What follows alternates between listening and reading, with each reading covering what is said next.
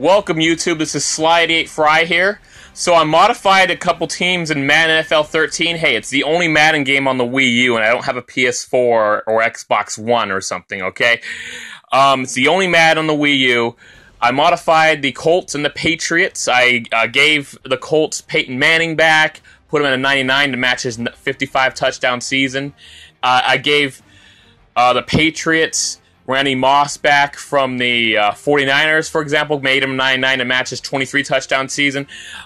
Made a lot of different changes. Perhaps I could show you what the rosters look like.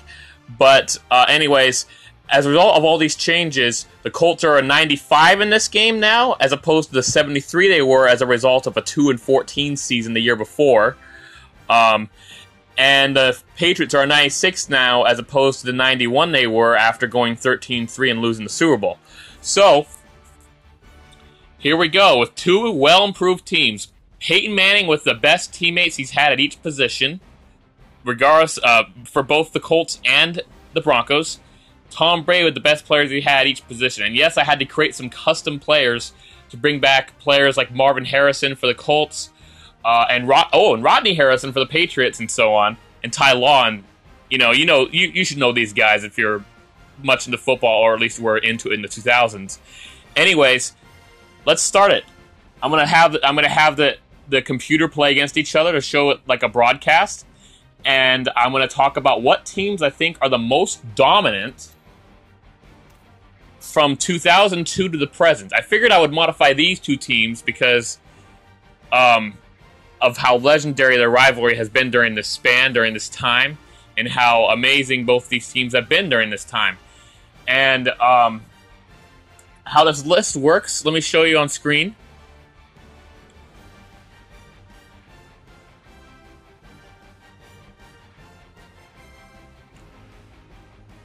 Okay. From what you read, I hope you get what I'm saying, and we'll start talking about it. We're here in New England for this AFC South versus AFC East matchup between the Colts and Okay, so let me start off this list. Let's talk about, now the reason why I chose 2002 to the present is because of one simple thing. Yeah, anytime the New England Patriots and Indianapolis Colts get together and play, it's just The reason why I chose 2002 to the present is because in 2002, that's the first year of the Houston Texans existing. Plus, it's the first year of all the divisions being set up in this perfect format where there are 4 teams per division in this league.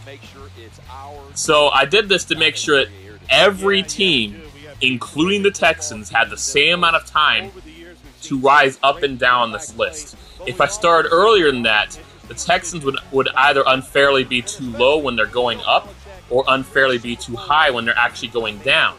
So I wanted to make sure it started out in 2002, so every team had an equal amount of time to go up and down the list. Now let's start off. It's obviously number 1 on the list from 2002 to the present should be really obvious, and it's the New England Patriots.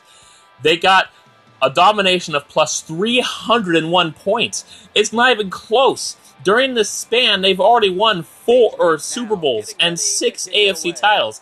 This is not counting that 2001 season when they won their first Super Bowl. Look at this. They were tied for 14th in 2002, which was their worst year, as they were 9-7. Their worst year was a winning season.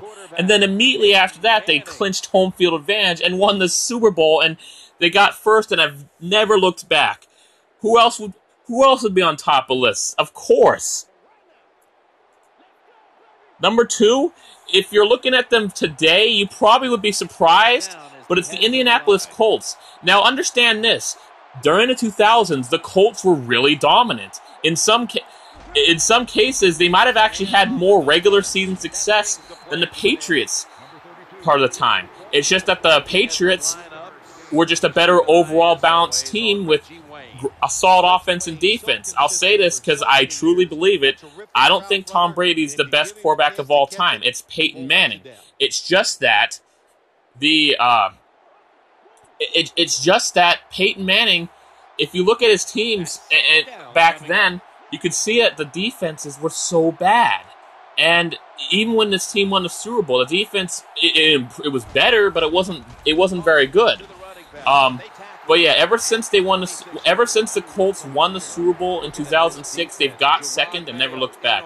Even in the 2011 season, when they went 2-14 after Peyton Manning had to do surgery and couldn't play at all the whole season, they still somehow were second place because they were that far ahead of the third place team. But now, and then thanks to Andrew Luck playing quite well, and the team actually still having some of their players that were good with Peyton Manning there, they've improved a lot. But now they're averaging out, and they could lose that spot if they keep playing the way they go. Because number 3, we got the Pittsburgh Steelers, who lately have actually been improving. Their average years were 2012, 2013, not like how the Colts are 2015, 2016 for that. The Steelers have gone a little up and down the list, but they've mostly stayed pretty consistent. Their worst year was 2003, but as a result of that, they were able to draft Ben Roethlisberger, and since then they've rose up on the list. Their highest rank was second place after winning the Super Bowl in 2005. They dropped to 4th after the Colts won the Super Bowl in 2006, and the Eagles qualified for the playoffs. But in 2008, they won the Super Bowl again, and they've gotten third place and kept it since then. And they could rise to second if they keep playing good and the Colts keep just having mediocre years. 4th place is the Green Bay Packers. Now, they've gone up and down a little bit on the list. The worst they've gone to is tied for 12th. That was as far back as 2006. Thanks to an outstanding 2007 season, they rose up to 7th. 2008 was their first year of having Aaron Rodgers as the starting quarterback, and their total ranking as a result of a bad year was tied for 11th. Although I remember watching the highlights and the statistics back then, honestly, it wasn't even Aaron Rodgers' fault. The Packers' defense was just bad that year. Ever since then, the Packers have been soaring through, rising up the list. They're the best team of the NFC during this span. They won the Super Bowl in 2010, and they've had a lot of great seasons under Aaron Rodgers. So they're 4th place. 5th place is the Seattle Seahawks. Now, this is a roller coaster ride team for sure.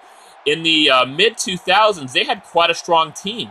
Look at that 2005 season.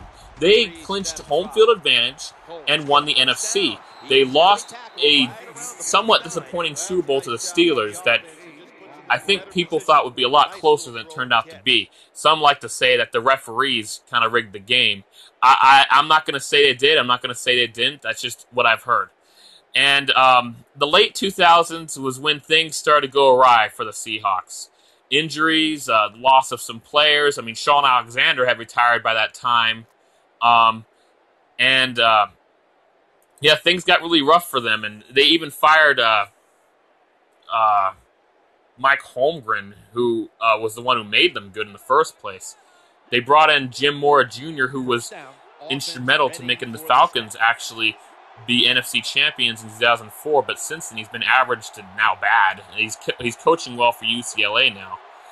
They got Pete Carroll in 2010. They luckily made it to the playoffs at 7-9, and somehow they actually beat the Saints in the wild card round.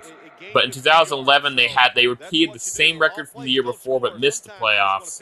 But since then, they've improved a lot, moving up all the way to 5th. They were once in 6th. They were 6th last year, but moved back up to 5th this year. And the reason why they were 6th last year was because of the 6th place team, the Denver Broncos. The Denver Broncos have been somewhat of a roller coaster ride as well. During the mid-2000s, they were pretty good. The late 2000s, they were average. And then 2010 was just their worst year. But 2011, their first year with John Fox, the head coach, they shocked everyone by going 8-8 and winning their division with Tim Tebow as their quarterback. Whoa. Of course, if Jason Campbell, the Raiders, was never injured, I'm pretty sure the Raiders would have taken the division easily, but, losing your starting quarterback can make a huge dent on your team. But here's when things really started to improve. 2012, that's when they got Peyton Manning, and since then they've moved up on the list. 2015, when they won the Super Bowl, they were up to 5th, which dropped the Seahawks to 6th that year. But 2016 was a bit of an off year. They got that amazing defense, but if their offense can't step it up, who knows where they're going to go. We'll see. But they dropped to 6th as a result of the 2016 season. All right, we have a two-way tie for 7th. We'll start with the Philadelphia Eagles. Keep it alphabetical, Eagles, and then the next team I'll mention soon. The Eagles, now they're one of the most consistent teams for quite some time. When Donovan McNabb was there in the early 2000s, and even for some of the some of the late 2000s, man, the Eagles were good. They were dominant. They won the NFC in 2002 to 2004. They went to the NFC Championship from 2002 to 2004. They won the NFC in 2004. Injuries plagued them in 2005, but since then they have been mostly consistent with some down years. 2012, after that year, they fired Andy Reid and then brought in Chip Kelly, who initially improved the team, but things started to go awry with him. And since then, they've had a little inconsistency, but because their inconsistency hasn't been like that bad, they're still tied for 7th, so they haven't dropped too much in the ranks, but they were at one point 2nd place. So there you go. The Baltimore Ravens are tied for 7th. They're definitely one of the most improved teams. Look at them. They started off kind of average to bad, mostly just average, I'd say.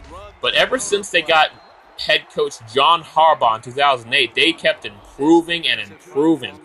2012 was their best year as they won the Super Bowl, and they moved up to 5th as a result. Since then, the Ravens have been a little less consistent. They have been having some good years, having some bad years, and some average years. As a result, they're tied for 7th. So, in 9th place is the New York Giants. The New York Giants are definitely a very inconsistent team. They started off kind of poor. Although with Eli Manning there, yes, with quarterback Eli Manning there, they did start to improve, especially when they won the Super Bowl in 2007 and 2011, which brought them to the highest. They have been as high as 5th place, but ever since winning that second Super Bowl, they've gone on a slow decline, which has dropped them to 9th place. Fortunately, 2016 was a good year, and maybe because of that, and maybe they could build upon it with their new coach Ben McAdoo. I think that's how you pronounce it, and maybe you move up the ranks. They're in 9th at plus 70. Number 10, it's the New Orleans Saints. Yes, the Saints are number 10. You wouldn't think that based on how they're playing lately, but there's a reason for that. Now, at the beginning, they were pretty average to pretty awful, which unfortunately happened during the season that Hurricane Katrina happened. But the immediate season after that, they got Drew Brees and as their new quarterback, and Sean Payton as their head coach, and man, they were good. They've been good since then. They've had some inconsistencies regardless, but when they're good, they are good. I'm not kidding about that. They won the Super Bowl in 2009 with an incredibly dominant season where they clinched home field advantage as well. It seems like things really started to go awry in 2014. 2012 was a fluke year because of a suspension to Sean Payton. 2013, they were returned to the playoffs again, but 2014 is when things really started to go awry. They're showing some inconsistency, but here's the thing. With Drew Brees and Sean Payton there, their bad years were not really that bad, just -2, while their good years are pretty damn good. So that's why they're ranked 10th. 11th, that's the Carolina Panthers. We're staying in the NFC South, and they're only a point behind at plus 58. Now this team has had some inconsistencies, but other than that, they're pretty strong overall. Thanks to the 2015 year, they rose as high as 10th. But this past year, because they were bad, they dropped to 11th, and they're a point behind their division rival Saints. 12th, keeping with the NFC South again, and they're a point behind the Panthers. So, the Falcons, they're somewhat of a comeback story, I guess you could say. I mean, they had some great years with Michael Vick there, but then when he that dog ring thing and he got arrested, things were just awful in 2007. And things were, and the Falcons, even his last 2 years being there, they were kind of average anyway. But when they drafted Matt Ryan in 2008 and signed Mike Smith as our coach, they improved a lot, and I mean a lot. I mean, eventually things started to go on the decline. They changed coaches to who they have now, and things have really improved again. And they're ranked 12th. Now, if they actually had sealed the deal and, ran the ball more, maybe actually gotten field goal range and kicked the field goal to be up by 28 points, maybe the Patriots wouldn't be able to come back and win. And as a result of that, the Falcons would be a lot higher on the list if they actually had won the Super Bowl instead of losing it to the Patriots. Now, 13th, that's the San Diego Chargers. I'm going to call them the San Diego Chargers because this whole time I've made this list, they have played in San Diego. They are starting their first year in Los Angeles this season. So every season, the Chargers have been the San Diego Chargers on this list, okay? Please understand that, because they're just now the LA Chargers. And besides, I'm with a lot of people thinking that this was a bad move. They had a nice, enjoyable fan base in San Diego. They didn't need to move, an hour or 2 hours north to Los Angeles. They didn't need to do that. But greedy ownership wanted to do that, and they're sharing a stadium with the Rams. That's just lame. I'm sorry, that's lame. So the Chargers, they've actually been declining a lot lately, because here's the thing. During the mid to late 2000s, they had LaDainian Tomlinson, who was definitely the best running back at the time, and one of the best running backs of all time. Not the best, definitely not that high, but he was the best at the time. And Philip Rivers was still really good back then. And even right now, while the Chargers are on the decline, Philip Rivers is amazing. He's an amazing player on a bad team, much like Drew Brees and the Saints. It's unfortunate. There's always a few teams out there that have one really great player that just doesn't have the supporting cast. And we'll see if the Chargers can come back from that. They suffered a lot of injuries last year that held them back, but the AFC West is such a loaded division now that I think it's not likely. Now, 14th, that's the Dallas Cowboys. Now, this team has been highly inconsistent. Now, don't put all the blame on quarterback Tony Romo, by the way. Sure, Tony Romo has had some inconsistencies in the playoffs, but in the regular season, he is consistent, he's dominant, and he makes a lot of great fourth quarter comebacks as well. He's actually a pretty clutch quarterback. Look up his stats, trust me. I'm not making this up. Now, the Cowboys, not to mention 2014, the Cowboys had one of their best years. It was actually their second best year, and it was with Tony Romo. 2007 was their best year, and it was with Tony Romo. 2015 was their worst year, and that was because Tony Romo was injured for almost the entire season, and that was before they ever drafted Dak Prescott. They didn't have a good quarterback to substitute for him. They didn't have Kyle Orton. If they still had him, maybe they would have done a little better, but they probably would have still not fared too well anyway. 2016, they got Dak Prescott. Tony Romo got injured again. Prescott takes over, and the Cowboys look like they have a bright future. So yeah, there's that. Let's go to number 15. They're plus 42. Number 15 is the Cincinnati Bengals. They're only at a plus 14, which isn't really that impressive, but they are definitely one of the greatest comeback stories. Look how bad they used to be. They were so bad. Now, 2002 was when they had Dick LeBeau as their coach. They've had Marvin Lewis as their head coach since 2003, and they haven't changed him, and I could sort of see why, since the team has improved a lot under him. Although, I gotta be honest, I think he's starting to get stale there because the team is really inconsistent, and they can't seem to win the playoffs.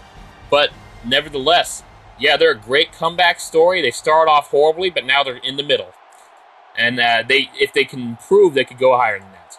The Chicago Bears are tied for 16th. You probably didn't expect this because the Bears have been quite bad lately.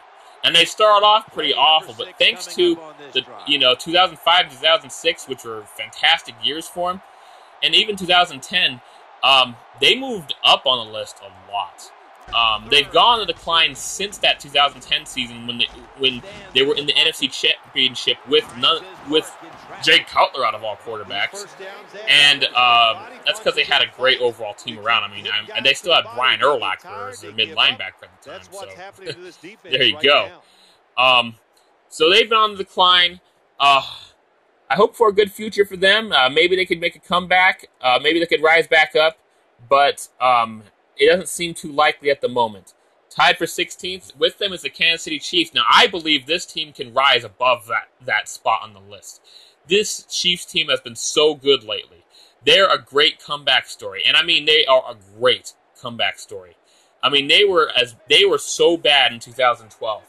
They were so bad, but they lucked out in 2013 as Alex Smith got injured on the 49ers, and the most fatal mistake Jim Harbaugh ever made, despite how great of a coach he was for the 49ers, was to still choose Colin Kaepernick over Alex Smith when Smith came back from his injury, which I, even back then, disagreed with, because Alex Smith, before he got injured, actually led the league in completion percentage, while Colin Kaepernick was losing some noticeably winnable games against the Rams and such.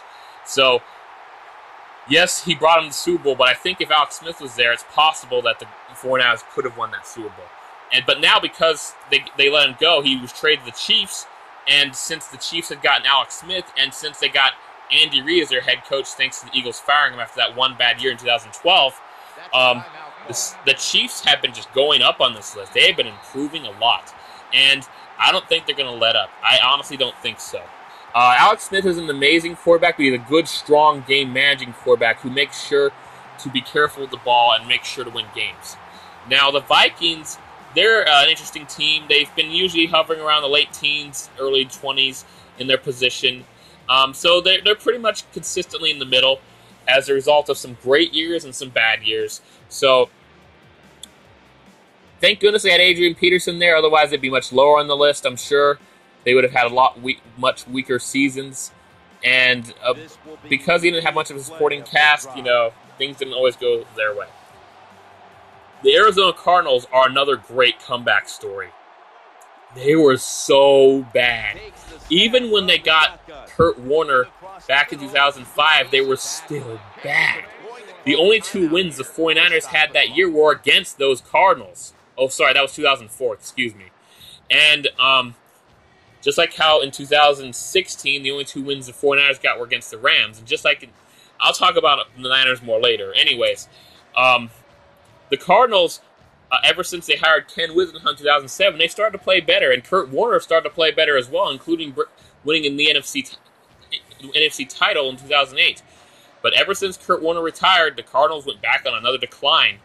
But they got Bruce Arians as their head coach in 2013 and signed Carson Palmer as their quarterback, disgruntled Carson Palmer, who was sick of playing for the Raiders when they actually were considering having him compete for the starting role with Terrell Pryor. Look how that turned out. He's now a wide receiver for the Redskins. He was on the Browns last year as a receiver. Shouldn't have chose him as the quarterback. Wow. And, but since then, the Cardinals have been quite good, and they got plus 11. 20th is the New York Jets. The Jets have been a pretty average team the whole time. They've had some ups and downs, but yeah, now they're ranked 20th.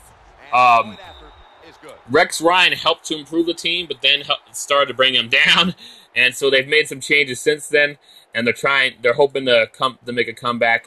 Doesn't seem likely. The Santa Clara 49ers. I'm calling them the Santa Clara 49ers. And the reason why is because they actually play in Santa Clara. They don't play in San Francisco anymore. This team. Now, this is kind of one of the saddest stories here because now let me go on about what I said about the Niners earlier. In 2004, their 2 wins were both against the same team, the Cardinals. Both those wins, they had a different starting quarterback. Ken Dorsey and Tim Rattay. 2016, both their wins were against the LA Rams. And both their wins were with different starting quarterbacks, Blaine Gabbert and Colin Kaepernick. That's freaking crazy how they have so many similarities. Plus, both the years were 2 and 14 years. Wow. Anyways, the 49ers were so awful to start out with. But ever since they hired Jim Harbaugh as their head coach, they improved so much. They were tied for 15th with a plus 23 when they used to be as bad as minus 28 just a few seasons ago. But ever since they fired Harbaugh, things have gone so terrible for them. Not to mention, ever since they moved to Santa Clara, things got bad for them.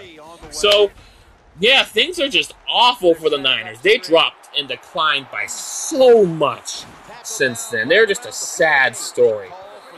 Number 22, that's the Tennessee Titans. They're an interesting story. They start off strong, then they were bad, then they actually were good again, then they were kind of average, then they were freaking awful. But they improved this year. Maybe they can build upon that. The Titans are in 22nd at +2. The Buccaneers, oh, what a crazy team. They started out as first because they won the Super Bowl in 2002, but since then they've been on decline just about every year, with some ups but mostly downs, and yeah, they've been pretty bad for the most part. They're -9 in 23rd place. Now, 24th is the Houston Texans. Obviously, since they just started in 2002, they start off pretty poorly. An expansion team doesn't have much success when they first start out. But in the early 2010s, they started to improve a lot, but then they sucked again in 2013. But since then, they've actually been slightly improving every season. They've been 9-7 each year, but each year was an improvement of that, because they went 9-7 in 2015, won their division, 9-7 in 2016, won their division, and even advanced to the divisional round. But let's be honest, they were lucky because the Raiders had to use a third-string rookie quarterback to start, because both Derek Carr and their backup were injured. Now, 25th, that's the Miami Dolphins. They had some pretty good outings at first, then bad, then good, then really awful. They had the biggest ever single-season turnaround from 07 to 08. But since then, they're average to bad. But they turned out pretty good this past season, so hopefully they can build upon that and make themselves go up on the list. So right now, they're -19. 26th is the Washington Redskins. They're at -33.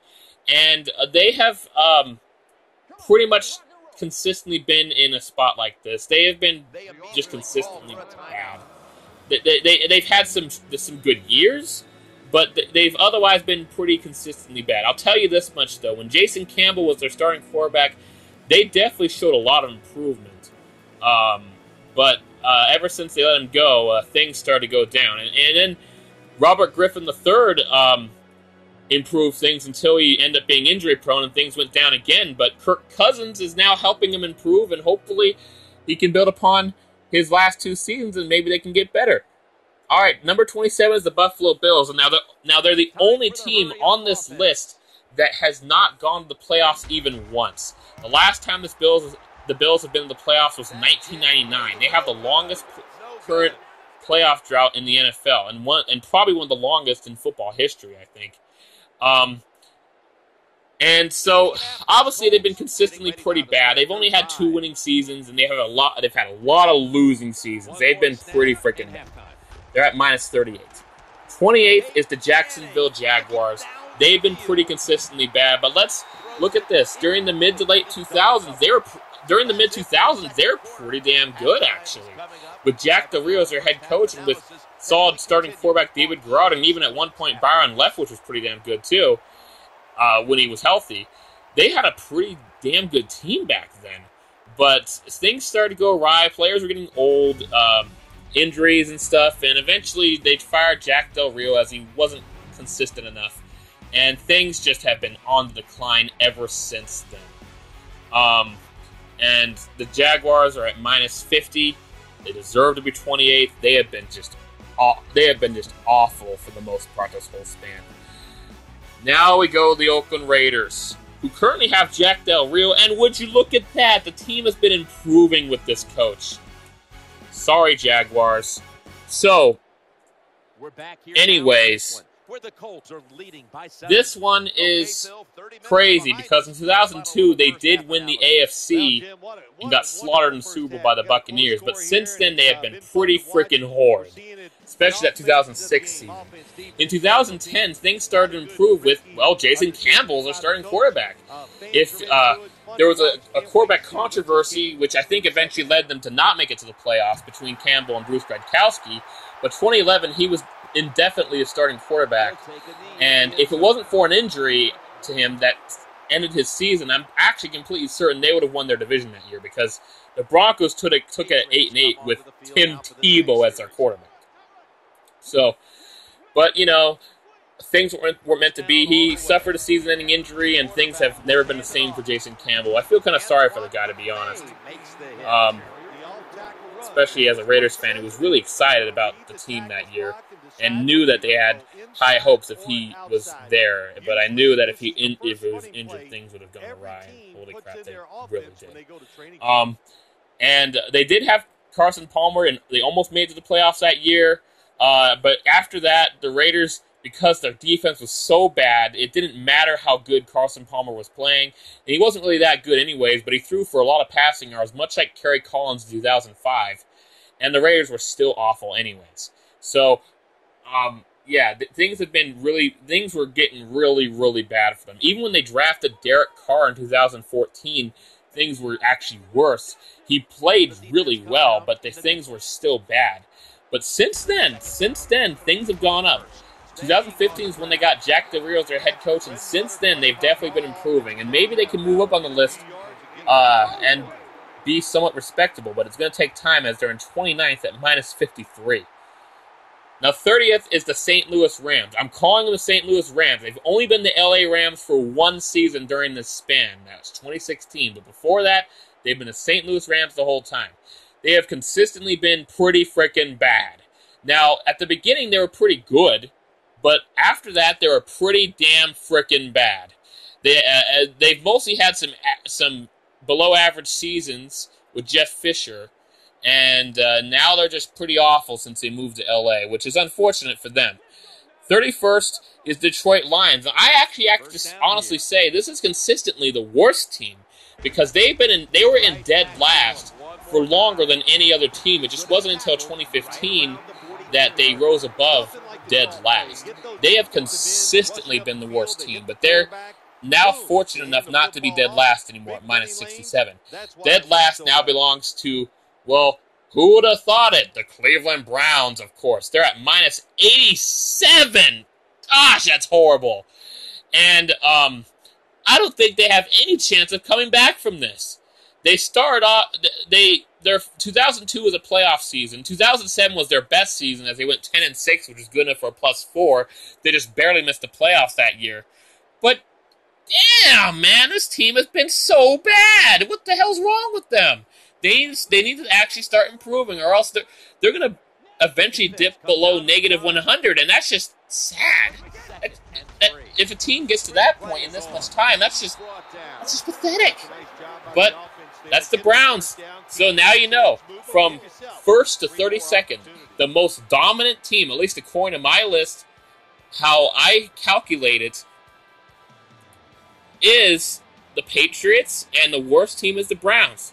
From 1st to 32nd. That's what it is. And it was obvious who'd be first, and probably pretty obvious who'd be last anyways. But thank you for watching. I hope you enjoyed this video, and stay tuned for some more videos. I actually made a list for the entire 2000s decade, the entire 1990s decade, the entire 1980s decade, and even the entire 1970s decade. And I'm curious to actually, if anybody wants to see that, it will take a shorter time because it's 10 years to cover instead of 16 years to cover. So, 15 years to cover, excuse me. So, if you want to watch those, let me know in the comments. Alright, thank you so much for watching. This was Broadsword Media. Please like, comment, and subscribe. Don't forget to click that bell icon to always receive notifications when I upload a new video. Thank you so much. Second down. scrimmage. Trips the ball. Focus. Loss of 5.